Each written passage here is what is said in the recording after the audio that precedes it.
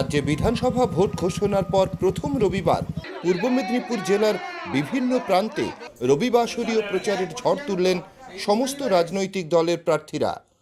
হলদিয়া উন্নয়ন ব্লকের বিভিন্ন এলাকায় পাড়ায় পাড়ায় ঘুরে প্রচার সারলেন মহিষা দলের বিজেপি প্রার্থী সুভাষচন্দ্র পাঁজা। হলদিয়া পুরসভা এলাকার 11 নম্বর ওয়ার্ডে বস্তি এলাকায় ছুটির দিনে ম্যারাথন প্রচার করেন হলদিয়ার সিপিআইএম প্রার্থী অশোক কুমার পাত্র। অন্যদিকে রবিবার সকাল থেকেই মহিলাদের নিয়ে বাড়ি বাড়ি ঘুরে হলদিয়ার বিভিন্ন এলাকায় প্রচার করেন তৃণমূলের হলদিয়ার প্রার্থী তাপসী মণ্ডল।